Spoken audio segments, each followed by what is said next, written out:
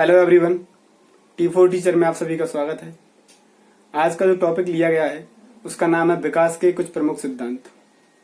और आज का जो टॉपिक है वो MPTET और CTET का जो सिलेबस है उसका फर्स्ट चैप्टर यही है। तो बात करते हैं विकास के सिद्धांतों के बारे में। हम सबको पता है कि मनोवैज्ञानिकों ने मानव जीवन काल को कुछ अवस्थाओं में विभाजित कर दिया है, और जब व्यक्ति एक अवस्था से दूसरी अवस्था में प्रवेश करता है तो उसमें कुछ परिवर्तन दिखाई देते हैं। ये जो परिवर्तन होते हैं वो कुछ नियमों और सिद्धांतों के अनुसार होते हैं, जिन्हें विकास के सिद्धांत कहते हैं। अब बात करते हैं सिद्धांत कौन कौन से हैं उनकी। तो जो पहला सिद्धांत है वो है विकास की दिशा का सिद्धांत। इसमें बताया गया है कि विकास जो होता है मानव का वो दो दिशाओं में होता है, एक सिर से पैर की ओर और दूसरा केंद्र से परिधि की ओर। आइए जानिए इसका मतलब क्या है। तो जो कहा गया है कि विकास सिर से पैर की ओर होता है, इसको कहते हैं मस्तकोन्मुखी विकास। कुप्पू-स्वामी नाम के एक मनोवैज्ञानिक थे, उन्होंने बताया कि विकास दो तरह का होता है, एक सेफेलोकोडल और दूसरा प्रोक्सिमोडिस्टल। जो सेफेलोकोडल कहा गया है उसका मतलब है सिर से पैर की ओर, और जो प्रोक्सिमोडिस्टल कहा गया है उसका मतलब है केंद्र से परिधि की ओर।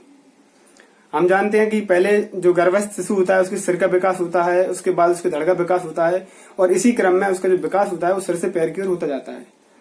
और जो केंद्र से परिधि की ओर बताया गया है उसका मतलब है कि सबसे पहले मनुष्य की रीढ़ की हड्डी का विकास होता है, उसके बाद उसकी भुजाओं का विकास होता है, उसके बाद उसके हाथों का विकास होता है, और केंद्र से परिधि की ओर उसका विकास होता चला जाता है।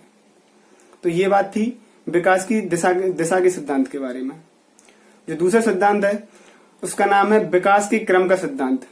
इसमें बताया गया है कि विकास एक निश्चित क्रम से होता है। हम बात करें अगर भाषाई विकास की, चूंकि विकास के बहुत सारे प्रकार होते हैं, जैसे कि भाषा विकास, संवेगात्मक विकास, सामाजिक विकास, शारीरिक विकास, मानसिक विकास, संज्ञानात्मक विकास। उन्हीं में से एक विकास है भाषाई विकास। हम उसकी बात करें तो इसका भी एक निश्चित क्रम होता है, जो होता है SLRW क्रम में। इसमें बताया गया है कि पहले बालक सुनना सीखता है, उसके बाद बालक बोलना सीखता है, उसके बाद पढ़ना, और अंत में बालक लिखना सीखता है। तो ये इसका एक विशेष क्रम है। इसी के अनुसार बालक का भाषाई विकास होता है। यहाँ एक फैक्ट भी है। मारिया मोंटेसरी नाम की एक मनोवैज्ञानिक है, इन्होंने कहा है कि बालक का जो विकास होता है वो LSRW क्रम में नहीं होता, वो होता है LSWR क्रम में। इन्होंने बताया कि बालक का जो भाषाई विकास होता है उसमें बालक लिखना पहले सीख जाता है और पढ़ना बाद में सीखता है। ये इनकी एक अलग थ्योरी है। बाकी जो सामान्य थ्योरी है भाषाई विकास की वो है LSRW के क्रम में बालक का भाषाई विकास होता है। अब हम अगर तीसरे सिद्धांत की बात करें तो वो है विकास के परस्पर संबंध का सिद्धांत। इसमें बताया गया है कि जो विकास के विभिन्न पहलू हैं उनका आपस में संबंध होता है। जैसे अगर हम कहें अगर किसी बालक का भाषाई विकास अच्छा है तो हम देखते हैं उसका सामाजिक विकास भी अच्छा होता है, क्योंकि वो बालक जो होता है समाज में सबके साथ उसका व्यवहार अच्छा होता है, भाषाई विकास अच्छा होने के कारण। और अगर हम देखें अगर किसी बालक का मानसिक विकास अच्छा है तो उसका संज्ञानात्मक विकास भी अच्छा होता है। किसी बालक का अगर सामाजिक विकास अच्छा है तो उसका शारीरिक विकास भी अच्छा होता है। तो ये जो विकास होते हैं एक दूसरे से संबंधित होते हैं, और यही इस सिद्धांत में बताया गया है। बात करते हैं अगले सिद्धांत की, जो है एकीकरण का सिद्धांत। ये सिद्धांत थोड़ा अलग है।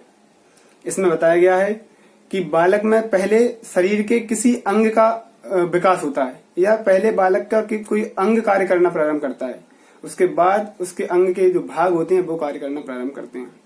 जैसे कि सबसे पहले बालक अपने हाथ का इस्तेमाल करना सीखता है, उसके बाद वह अपनी हाथ की हथेलियों या उंगलियों का इस्तेमाल करना सीखता है, और इसके पश्चात अंत में वह दोनों को एक साथ चलाना सीख जाता है। तो जो एकीकरण का सिद्धांत है इसमें यही बताया गया है कि पहले बालक अपने शरीर के किसी भाग का किसी अंग का इस्तेमाल करता है, उसके पश्चात उस अंग के भागों का इस्तेमाल करता है।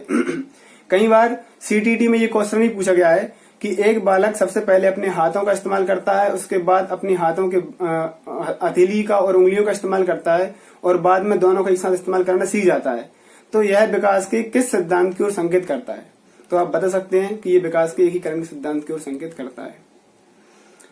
अगले सिद्धांत की हम बात करते हैं, जो है निरंतर विकास का सिद्धांत। ये भी बहुत महत्वपूर्ण सिद्धांत है।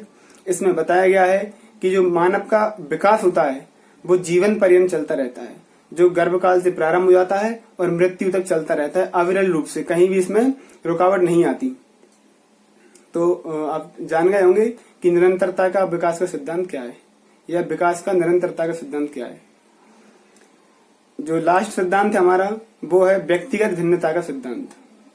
इसमें बताया गया है कि बालक, दो या दो से अधिक बालक, चाहे उनकी उम्र समान हो या वो चाहे जुड़वा ही क्यों ना हो, लेकिन वो सभी विकास के पहलुओं में एक दूसरे से समानता नहीं रख सकते।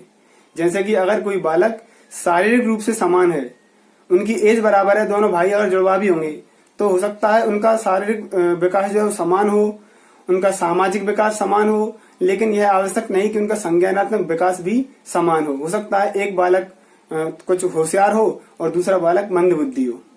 तो ये बताया गया है व्यक्तिगत भिन्नता के सिद्धांत के बारे में। तो आज हमने बात की बाल विकास के कुछ विभिन्न सिद्धांतों के बारे में। अगले वीडियो में हम बात करने वाले हैं बाल विकास का जो दूसरा टॉपिक है, बाल विकास की अवधारणाएं।